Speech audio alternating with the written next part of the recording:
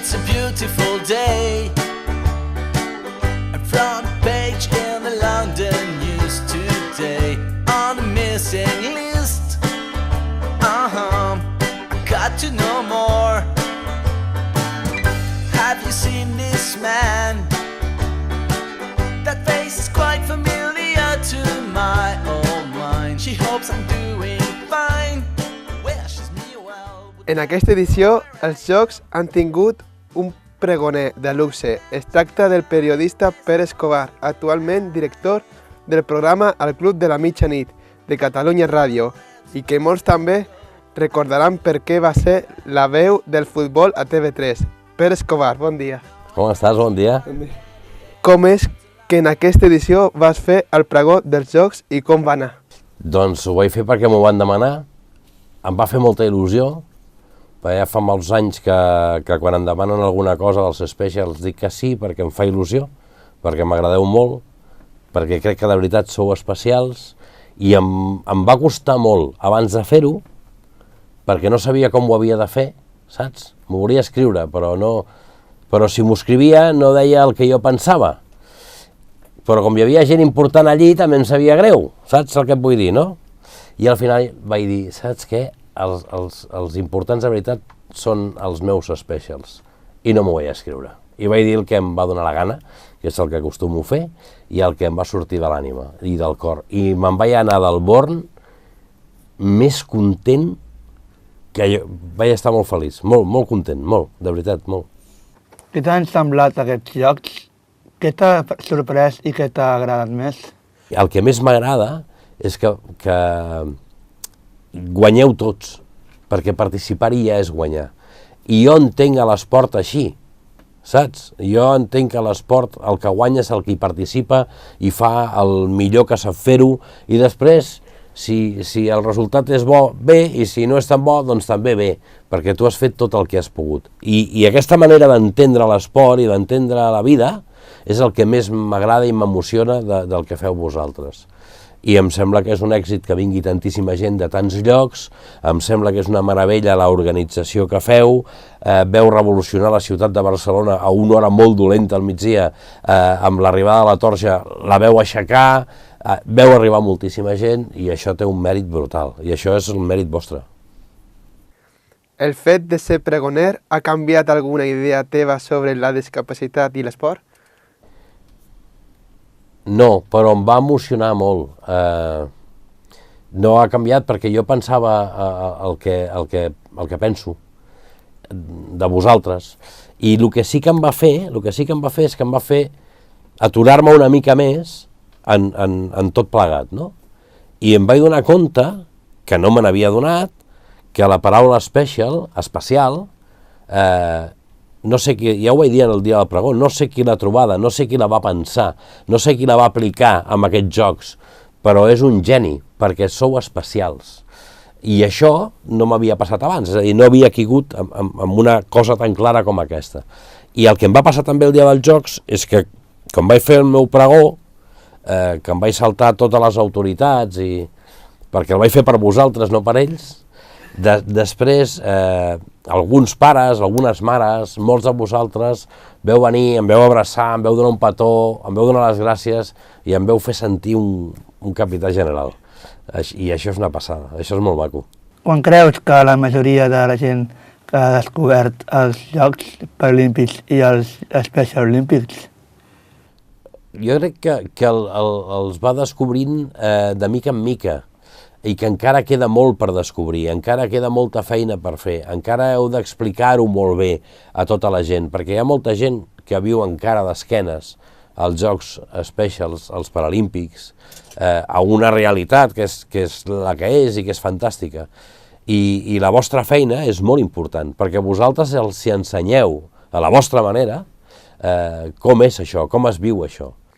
Aquesta ja és la 10ª edició dels Jocs. Què creus que ha representat per a la societat dels Specials Olímpics?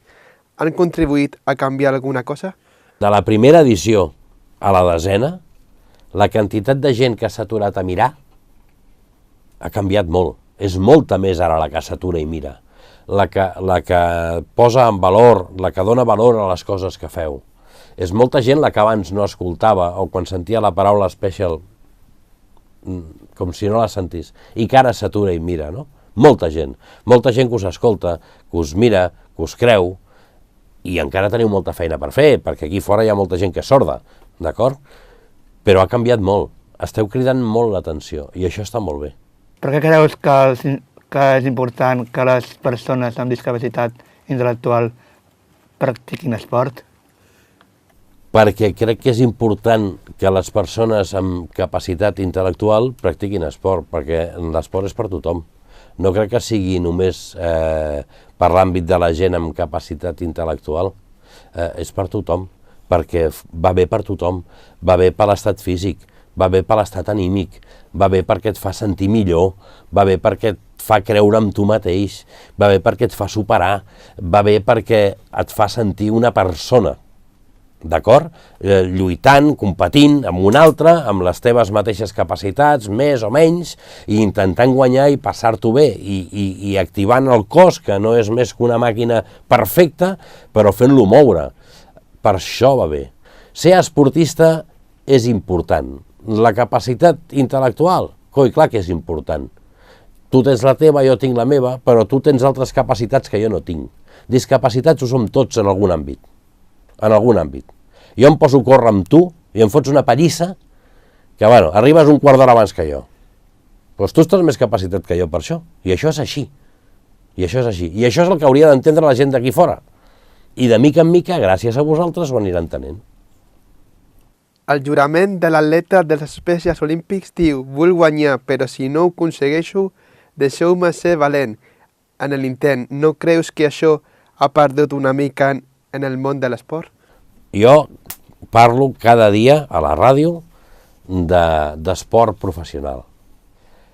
I de vegades dic que jo sóc un romàntic, saps? I un nostàlgic, perquè el que jo penso ja no es porta. Tu m'acabes de dir, això ha perdut en el món de l'esport. En el món de l'esport professional sí, s'ha perdut molt d'això. I per tant necessitem gent com vosaltres que continua lluitant per això. Mira, jo tinc 3 nens. Bé, en tinc 5, però 2 ja són grans. I els 3 petits els explico això cada dia. Ells van a jugar i a vegades perden i a vegades els hi foten 10 gols. Doncs no passa res, has jugat bé, tu has passat bé, has estat bé amb el del costat ha estat bé amb tu, us heu portat bé amb l'àrbitre, si li heu fet mal amb un rival, l'heu ajudat a aixecar-vos, li heu donat la mà a l'entrenador, has fet tot el que podies, doncs el resultat no me l'expliquis, el resultat és igual. Que guanyes? Però si guanyes ens fotrem unes patates i unes olives. I si perds però ho has fet bé, també ens fotrem les patates i les olives. Saps el que vull dir? I això és el que vosaltres defenseu. Aquesta frase em sembla meravellosa. Això ho defenseu vosaltres. En el pregó que vas fer també vas destacar molt el paper dels pares. Per què? Perquè els pares són molt importants. Els pares ens ensenyen a créixer. Els pares ens fan una miqueta com serem. Els pares ens eduquen, ens expliquen uns valors i ens formen.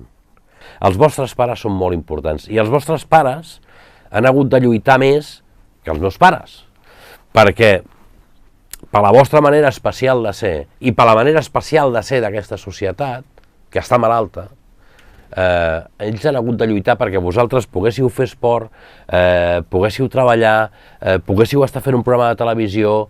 Tot això ho han fet els vostres pares, han lluitat perquè vosaltres poguéssiu fer això. I els vostres pares tenen un valor extraordinari. Jo sempre dic que els pares dels esportistes no són el millor de l'esport, perquè moltes vegades veig pares que critiquen o criden a l'àrbitre o criden al seu nen perquè corri més i això, no? I sempre dic que els pares en el món de l'esport em molesten. Els vostres pares no. Sense els vostres pares tota aquesta història no seria possible. És un petit miracle. I algú ha de dir que els vostres pares tenen molt valor, molt valor. Creus que la societat i els mitjans de comunicació presten prou atenció a les persones amb discapacitat intel·lectual? Indiscutiblement no. Crec que els mitjans de comunicació no ho fan, gens o molt poc, que ho haurien de fer molt més, i que la societat està canviant gràcies a vosaltres, als vostres pares. Ha canviat molt amb respecte a quan jo era petit, ha canviat molt, afortunadament. La història ara és molt més normal, que és com ha de ser, però encara li falta fer un parell de passes, encara anem una mica endarrerits i vosaltres aneu molt per davant. Amb una mica de sort us atraparem i serà tot com ha de ser, però la societat ha de fer aquest esforç, i els mitjans de comunicació també. Has entrevistat mai en el teu programa algun esportista o algun equip amb discapacitat intel·lectual? Sí senyor, molts. Aviam, mira, els últims que van venir, ara no em vull equivocar, van ser la Cristina i el Jordi, que havien de competir en els specials d'aquest any. Però la Cristina ja havia vingut un altre any. Va venir un nano que tenia un nom especial i ara no me'n recordo, però vaig riure amb ell, que era boníssim, que jugava, Faustí fa l'efecte que es deia, que jugava a futbol sala i s'aixecava a les 5 del matí per anar a treballar i agafar el metro. N'han passat uns quants per aquí, Va venir la filla del Jordi Durà perquè han fet la penya blaugrana dels specials. Per aquí han passat uns quants, perquè jo crec en això que us estic dient. Mal aniria que us digués tot això i després no ho fes jo, no? No, per aquí han passat uns quants, clar que sí, perquè són esportistes i mereixen tot el meu respecte. Un dia vaig jugar a futbol sala al Palau Blaugrana contra un equip de specials. I ara anava a dir una paraulota i no la diré.